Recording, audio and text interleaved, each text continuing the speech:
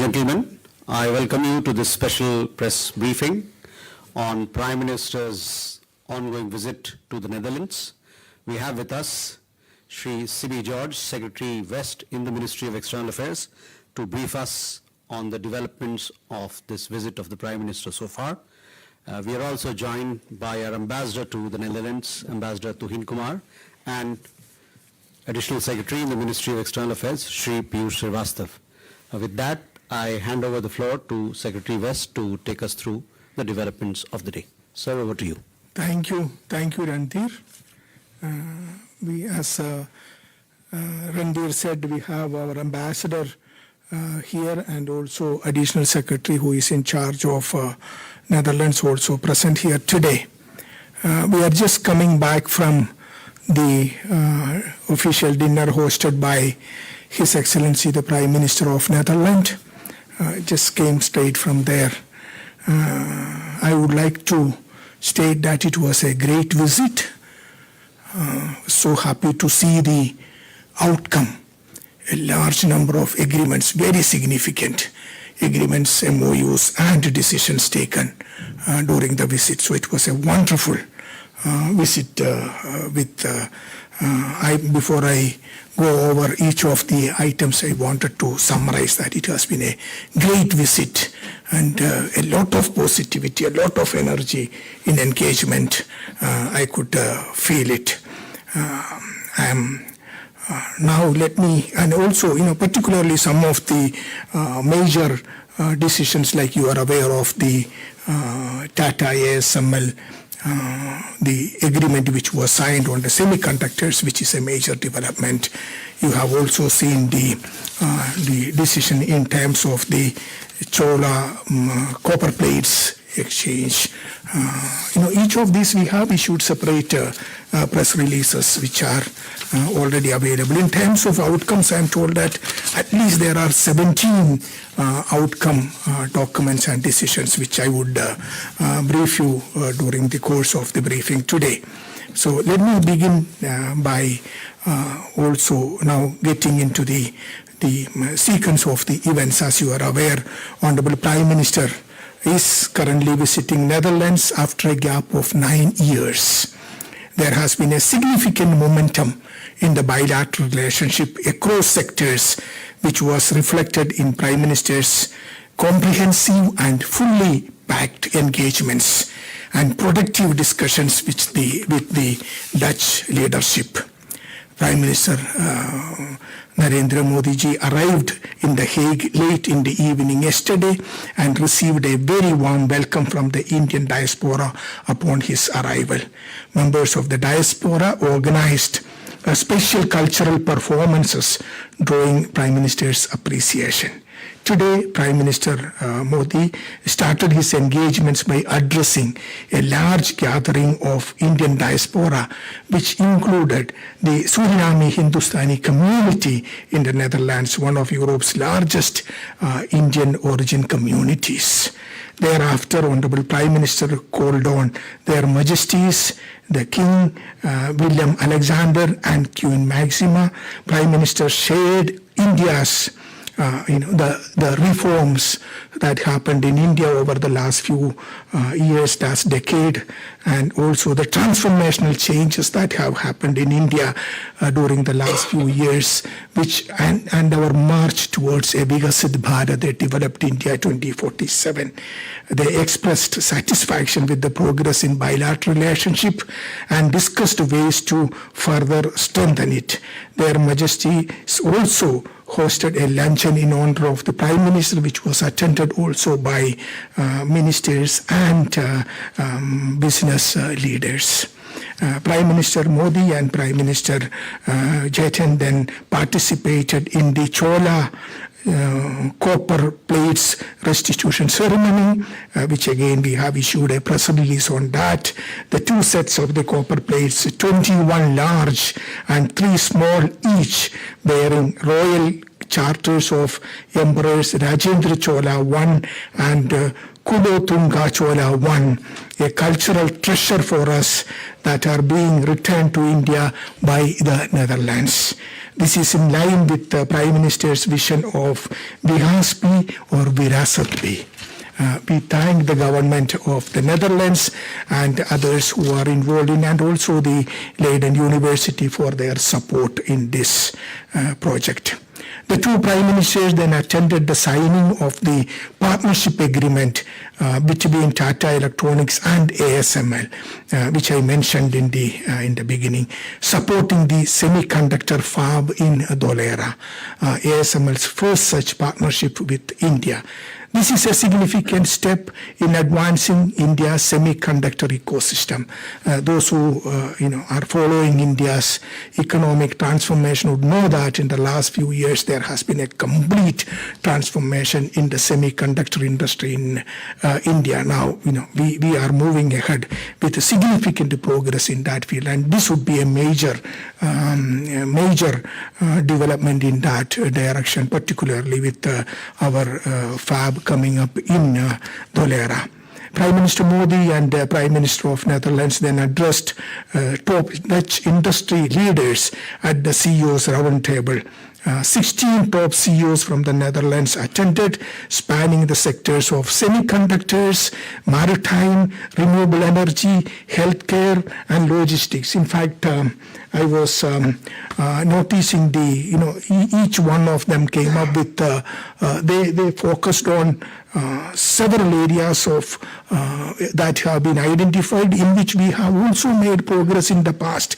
In fact, many of these companies are already present in India, doing very well in India, and what we are looking at, scaling it up in India. See, with the transformation in India over the last few years, economic reforms, transformation, and the performance of the economy, things have changed. A lot of developments. What is required now is kind of a quantum leap in the engagement so that we can scale it up. And that is exactly what I saw today in this business engagement. The topics came upon semiconductors, robotics, AI, research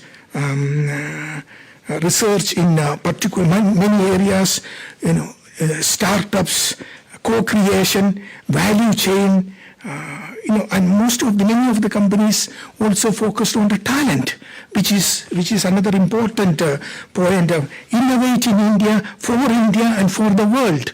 These are some of the discussions. Again, Gift City.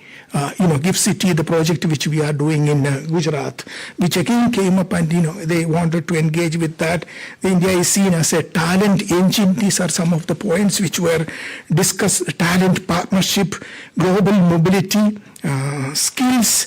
Then, another topic of discussion was on the infrastructure, logistics, sustainability, scalable proposition, and 2047 transformation. They all want to be part of India's this transformational journey, grow together, India and Netherlands growing together. See, in this Amritkal journey which we have, when India is moving to become a developed country by 2047, we have several partners.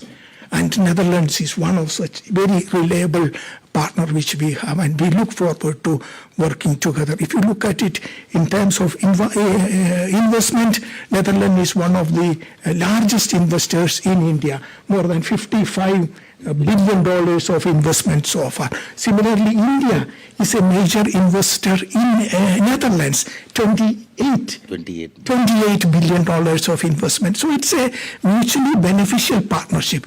Again, look at the trade. The Netherlands is one of the largest trading partners for us, which a total trade of $27 billion last year. So this is something unique, and that shows the possibilities. And particularly now we have entered into India-EU FTA, which we have negotiated and concluded, which should be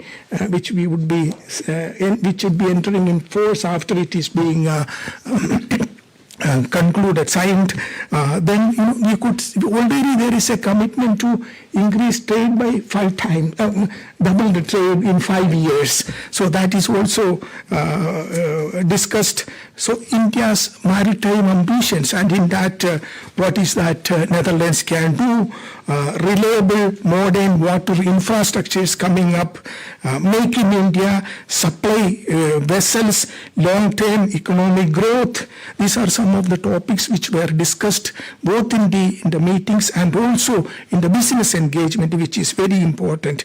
Developing a digital corridor between a sea and digital corridor connecting Indian ports with the ports of Netherlands, another important, very important project.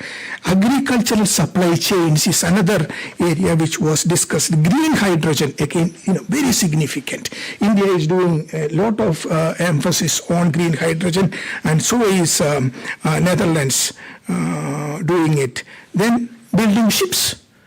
You would be very happy to know that ships are already being built in India for Netherlands. Because particularly I was referring to a Kochi shipyard. Yes. Netherlands is helping. Netherlands is Helping in building. In building the ships in India. Dredgers. Yes. Dredgers. Yes. Then Maritime Center for Excellence is being set up. So these are some of the points I just wanted to touch upon. Maritime, again, that I will cover when we come to the museum, the local museum cooperation I will cover. So I was referring to the business engagement which we had. 16 top CEOs of the Netherlands attended, spanning the sectors of various sectors which I mentioned. Particularly, I wanted to touch upon semiconductors, maritime, sustainability, renewable energy, hydrogen, healthcare, logistics, again, resilient supply chain. These are the issues which was discussed and agreed to in the evening. His Excellency, the Prime Minister of Netherlands, hosted Prime Minister Modi for bilateral restricted format and delegation level discussions covering the entire spectrum of partnership and key regional and global developments. The two leaders welcomed strong bilateral momentum and agreed to further deepen cooperation in trade, investment, technology, semiconductors, green energy, defense, water, another very important area of cooperation, water, we are working on it. In that regard, I would also like to specifically mention about the project which we are doing, which was agreed on the Kalpasar project, which I would brief you on that, and also Prime Minister would be visiting the dike tomorrow along with the Prime Minister of the Netherlands. And of course, support for the early India-EU FTA signing and implementation. These were all discussed. In a significant decision, the two leaders acknowledged increasing convergence and formally elevated the bilateral relationship to a strategic partnership, which is again significant, very significant. They adopted an ambitious roadmap for strategic partnership, guiding cooperation across various sectors. Official talks were followed by exchange of agreements and MOU signed. Details of the press statement, joint statement, the strategic partnership roadmap, and the list of outcome will be made available, or is it already on the line? We'll be putting up. We will be putting up it shortly on the MEA website and also would be released. Leaders continued the conversation at the dinner hosted by Prime Minister of the Netherlands. We are just coming from there. Apart from the strategic partnership roadmap, the wide-ranging outcomes highlight deepening partnership across trade facilitation, resilient supply chains, mobility, strong alignment on green energy, and expanding cooperation in water again. Agriculture, health, education, and of course, cultural ties. I would like to highlight some of the key outcomes before I conclude my opening remarks. There was a big push for trade and investments, creating opportunities for businesses and avenues for job creation. contributing decisively to, again, Vikasit Bharat, developed India. Given the Dutch expertise in semiconductor, green energy, water, these were very big focus areas. I also particularly refer to the Tata ASML agreement which was signed today, which is a game-changing agreement, which is coming. This agreement is coming after the signing of the MOU on partnership in semiconductors, which we signed last year, and related emerging technologies, as well as the MOU on critical minerals, and again announced today, which will usher in a new era of technological partnership between the two sides. It will provide a big support for our efforts to build a robust semiconductor ecosystem in India and creation of course, high-skilled jobs. Then we go to green hydrogen. The two sides adopted an ambitious green hydrogen roadmap which would support India's production, usage and export of green hydrogen. The two sides also expressed expressed satisfaction on the discussions for developing a roadmap on green and digital sea corridor, which I mentioned, connecting the ports of India with that of Netherlands. Another big outcome was the letter of intent for technical cooperation on the Kalpasar project in Gujarat. As you are aware, this project is envisaged as a multi-purpose mega water project aimed at creating a fresh water reservoir contributing to water and food security in Saurashtra region of India. The two sides already share a strong collaboration in water sector and have a strategic partnership on water. The Dutch has a strong expertise in this area, and the Kalpasar project has similarities with the dike in the north of the Netherlands. How do you? Afsluitdijk. Afsluitdijk, yes. In the north of Netherlands, whose primary objectives were flood protection and land reclamation. Both prime ministers are scheduled to visit the site tomorrow. The two sides also discussed further enhancing defense ties, including defense industrial collaboration, building on the letter of intent on defense cooperation signed last year, and the Netherlands joining IPOI, Indo-Pacific Oceans Initiative. Again, a very important initiative which is growing, which is building partnership in the Indo-Pacific region. Now let me touch upon a very important agreement again signed today, which is the MOU on mobility and migration, which is very significant. It would open new opportunities for Indian students and skilled professionals. This is also complemented by stronger collaboration on the education sector through the MOU on higher education, as well as the agreement between Nalanda and Groningen universities. Nalanda, as you know, is a university which has come up in a civilizational connect. It has become one of the very important civilizational project in India in the early centuries, in the third and fourth century onwards. This Nalanda University was one of the biggest educational centers in the world. And then recently the government has again taken the initiative to rebuild the university, and it has come up. I had the occasion to visit the university a few months back. It's huge, and it is tying up various engagements with various other universities, and one of them is now with a Netherlands university, which is a very important development. On culture, I already mentioned you about the restitution of the Chola copper plates, which is again a major outcome. The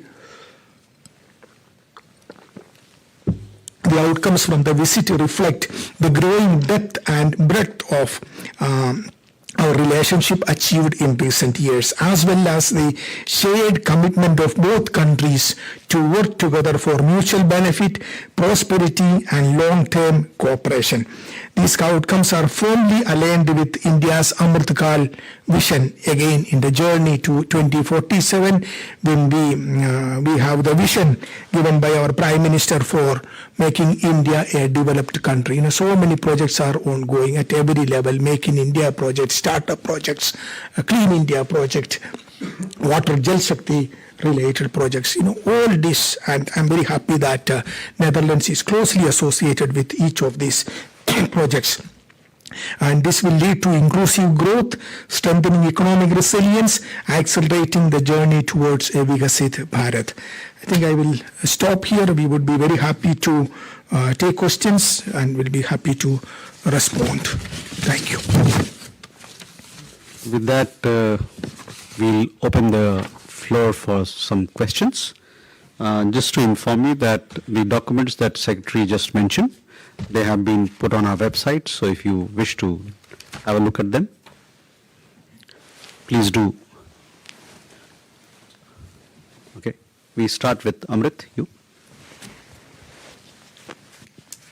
Secretary, could you share details on the defense corps? Could you introduce yourself? Okay, my name is Amrit Pal Singh from DD India. Sir, could you share details on the defense cooperation agreed upon today? Mm-hmm. Okay.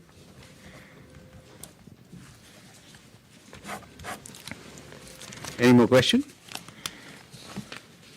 You can take a bunch of questions together. Please. Sir, myself Sabin. I'm from Malayalam Manoma representing. Yeah.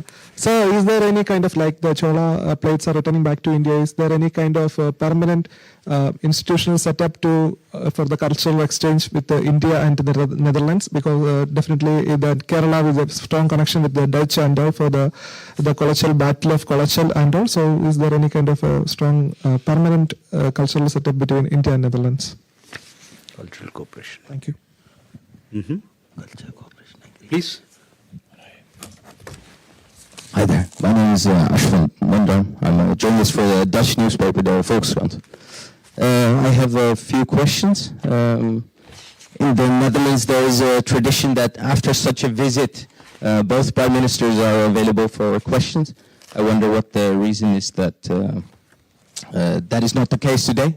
Another thing is that today, during a statement of Prime Minister Jette, he said that the Netherlands and the European Union are worried about, he said, press freedom and minority rights, among them the Muslim community and smaller communities.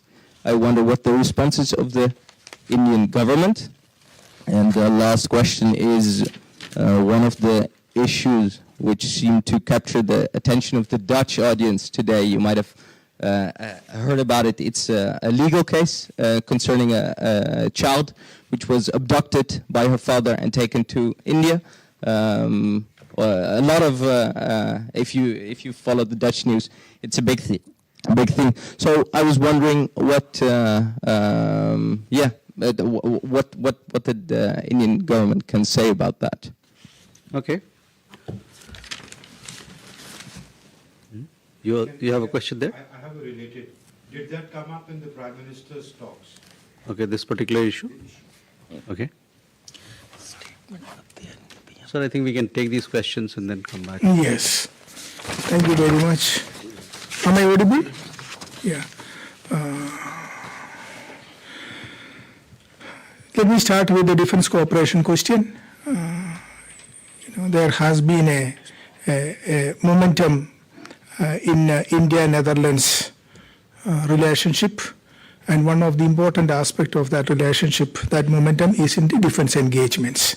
Last year, both sides signed a letter of intent on defense cooperation, along with a joint declaration of intent on enhancing collaboration in the digital and cyber domains. There is frequent engagement at the political level and regular service level interactions and port calls. Last year, the Dutch defense minister had visited India and Netherlands had also joined the Indo-Pacific Oceans Initiative, which again I pointed out earlier, and agreed to co-lead the capacity building and resource sharing pillar along with Germany and the European Union. The Royal Netherlands Navy frigate HNLMS De Ruyter made a port call in Kochi in the first week of May 2026, last week. Both sides have agreed to enhance security cooperation through regular exchanges on traditional and non-traditional security issues, including defense, maritime security, economic security, critical and emerging technologies, cyber security, and counter-terrorism. So I would, that's what I wanted to mention. Then referring to the question on the cultural cooperation which you raised, as I said, this is a very important development today about the destitution of the Chola copper plates. It's a very important development, and with that we have also signed an MOU with the on the archaeology. That we will be signing it. We will be signing an MOU on the ASI and the University of. We have signed with ASI and Leiden University. And Leiden University. These copper plates were in the library of the Leiden University. So we have already signed an MOU for cooperation between the Leiden University and Department of Archaeology Survey of India. ASI. ASI of India, that is one. We also have a very good cooperation already in the cultural field. There is an MOU on cultural cooperation which we have already entered into. And but when you talk about culture, one of the most important area is the people-to-people connect. You also refer to the historical connect, but the people-to-people connect is very important aspects. Including tourism, including related to Bollywood, the movies. There are movies, Indian movies taken here, is what I was told. Correct? They are regularly screened in theaters here. Yeah, there are Indian movies taken here. And also exchange between the museums on both sides. Yeah, again, good engagement between the museums, but most importantly, the painting exhibition which is going on. Why don't you brief on that? The painting exhibition which is going on. Yes, also there is currently an exhibition of Amrita Shelgill paintings which is going on at the Dance Museum. This exhibition comprises of some very exquisite and priceless paintings of Amrita Shelgill which were in National Gallery of Modern Arts, and they have recently come here, and I was there at the inauguration a few days ago, and I must confess that these have attracted huge amount of interest here. If you see the Dutch press and media, I think they have received very wide coverage, and they will be continuing for a few months till September. This is, as Secretary mentioned, there is an active cooperation going on between the museums on both sides, and again it is envisaged that later on we will also have similarly some works traveling also from Netherlands to India. Thank you, Ambassador. Now I hope that answers your question. Is there any kind of permanent institutional framework? Every MOU which we sign is a permanent mechanism, but this is also everything is a work in progress when it comes to two countries. So we will definitely look at that. Thank you. Now let me come to the other questions which we have received on about press freedom and minorities and all in India. See, let me tell you from my experience. We face these kind of questions basically because of the lack of understanding of the person who asked the question. India is a country of 1.4 billion people, the largest populated country in the world, a country of civilization of more than 5,000 years old. It's a diverse country.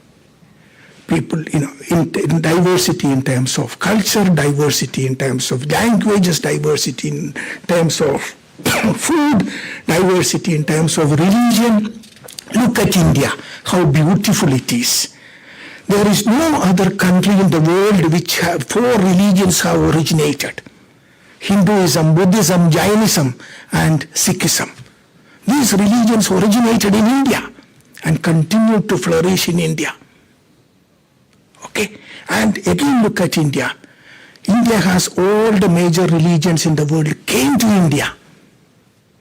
Jewish religion was in India for more than 2,500 years, continuously coexisted. India is perhaps only one of those very few countries where the Jewish population never faced a persecution. This is the beauty of India. Then again, look at Islam or Christianity. Christianity came to India immediately after the resurrection of Jesus Christ. Continued to flourish in India. Today, Christianity is more than 30 million Christians in India. Christianity came to India much before it came to Europe. And it flourished in India. This is the beauty of India. Islam came to India during the time of Prophet Muhammad himself and flourished in India. Every religion. Whenever any part of the world there was persecution in the past, they all came to India and thrived in India. This is the beauty of India. This question comes because of the lack of understanding of this. Today we are 1.5 billion people, diverse, living in peace and harmony.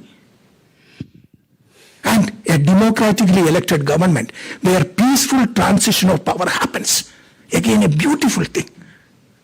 Yes, we have, if you look at it, the freedom we are talking about, this is a very potent weapon. You know how many of these are in India? The smartphones, 900 million of them.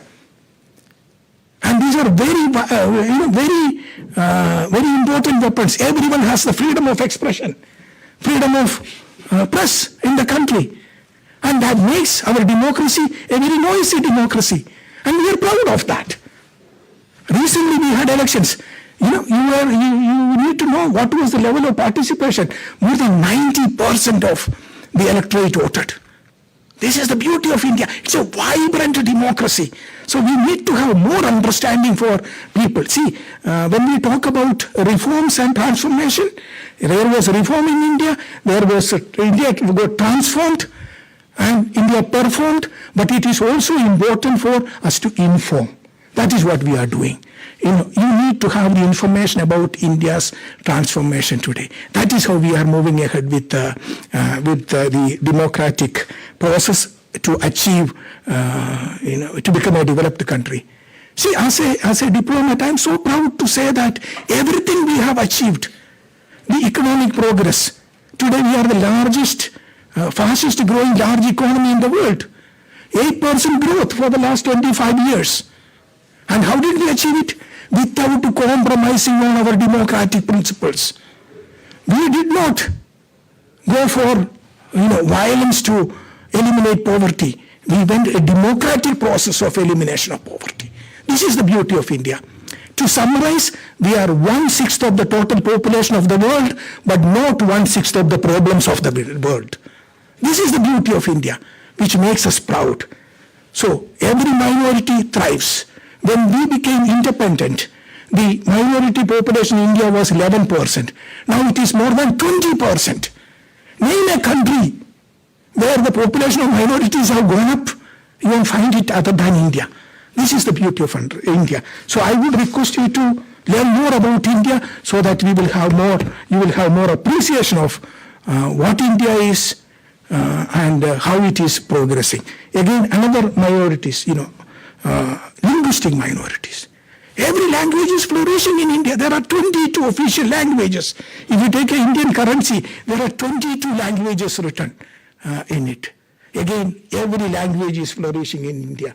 This is the beauty of India. So I would invite also you to visit India and see for yourself how India lives, how thriving an economy it is, how vibrant a democracy it is. Thank you. Now let me get to actually two questions on that. Let me finish this and let me answer this question. The next question is about the legal case which you have. This was raised by the Netherlands leadership in the meeting, and as you know, it's a case is in the court. It is sub judice, so I would not like to comment on this at this stage, but it was raised. I think I answered. Now I can take your question if you have a question. Yeah, or you want to control it. Yeah. My name is Merel T. Excuse me. My name is Merel T, and I'm from the Dutch newspaper NRC. And as you were referring to my colleague, he was actually citing our Prime Minister, who said he was worried about minorities and press freedom in India. So does it upset you when our Prime Minister says this? No, I was giving the factual position of that. So that remains to be the factual position. You need to have more understanding of India to appreciate what you mean India the Prime is. Minister should have more understanding, because it's not something we say. I haven't seen that statement. Okay. I'm referring to the question which about that topic which was raised about the freedom, and I think I have clarified how beautiful a country India is. Thank you. Thank you. We have questions there. Please. This is Shashrut from Akashvani. Sir, could you elaborate more on the water management cooperation that with Dutch, and what is the role of Dutch government? It will be in the terms of technology or investment as such. Do we have more questions? Please. Sir this is Sudhakar Das from DD news CEOs forum में Dutch PM ने ऐसा कहा था कि कई concrete commitments Dutch companies की तरफ से हुए हैं, तो उसको थोड़ा आप एलॉबरेट करेंगे क्या?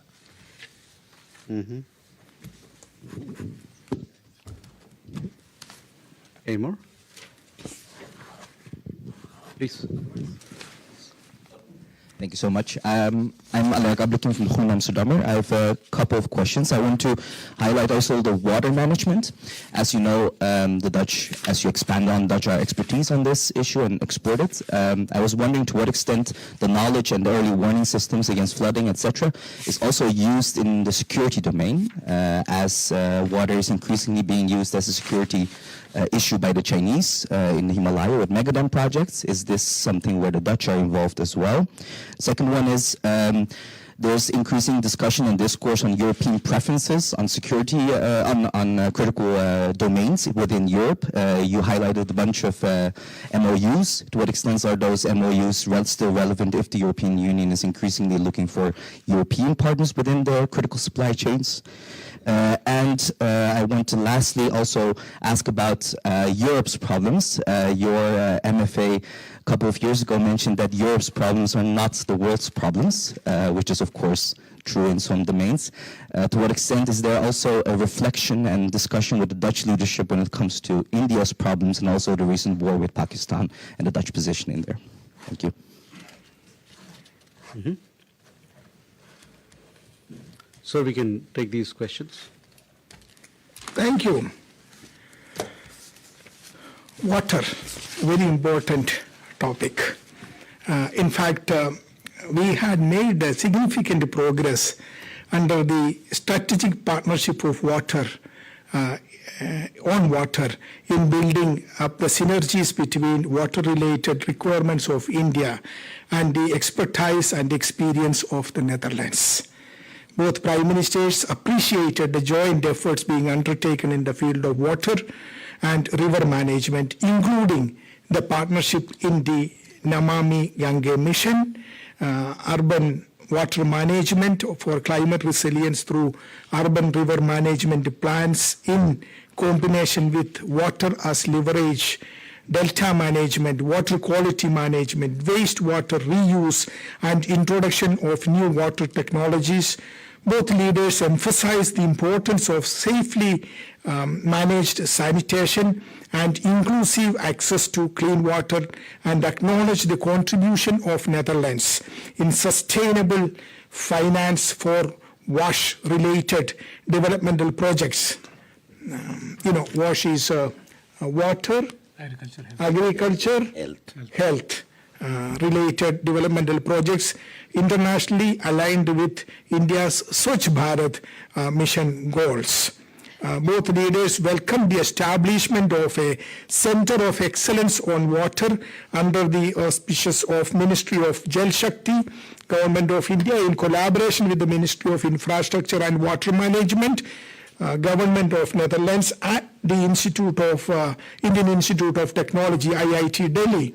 Both leaders also noted the progress under various ongoing joint programs in the states of Uttar Pradesh, Maharashtra, West Bengal, Tamil Nadu, and Kerala. Both leaders agreed to enhance cooperation on the Kalpasar project in Gujarat, which I already briefed you, where the Dutch expertise and technical assistance in the project can lead to further strengthening of a strategic partnership on water.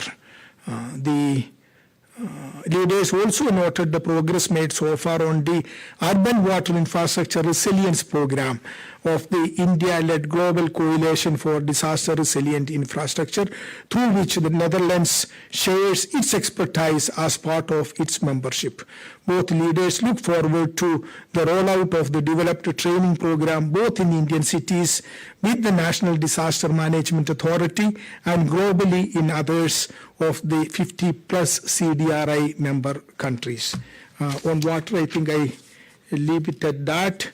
CEO's forum, yes, of course, as I mentioned, 16 CEOs made briefed Prime Minister on the progress they have made in India, and each one of them had a program and project in mind to scale up the engagement with India, which in terms of investment, in terms of projects, in terms of job creation, this is going to be a game changer. So I see it as a huge successful engagement with the CEOs today in the meeting. Moving on to the critical supply chains, of course, it's a very important aspect in our relationship. I also mentioned about the sea and the digital corridor which is being envisaged, which again aims at building the supply chain. As you are aware, we have entered into the India-EU FTA, which is a very important step, which is also aimed at building that partnership, resilient supply chain partnership. Along with that, we signed another important document that is on towards 2030, a comprehensive agenda for India-EU partnership. If you look at it, you will see that there are multiple areas where we focus on building critical supply, resilient supply chains. I think with that we have covered. I covered? Most of the questions, yeah. Okay. All the questions. On water projects, he told you what sort of engagement we have between India and Netherlands, so that is where we are.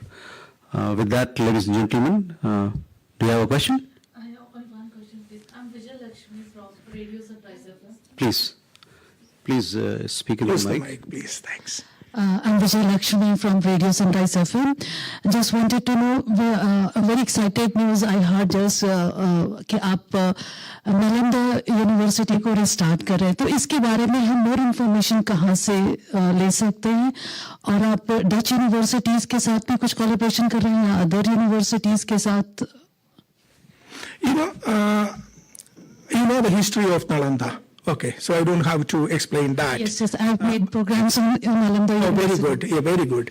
I visited Nalanda University a few weeks back, and I went there for a project which was with Portugal. A group of experts from Portugal had come there, professors, and at least 6 universities have come there. So I went there a program because Nalanda has now transformed.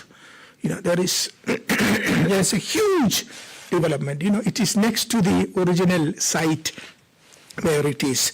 So when I saw that, I understood that it is also important not only just with Portugal, but also with every country which gives importance to education, importance to research, importance to the civilizational connect. It's very important to connect with that university with other universities in Europe. So we are now exploring the possibility of Nalanda getting connected with universities all across the globe.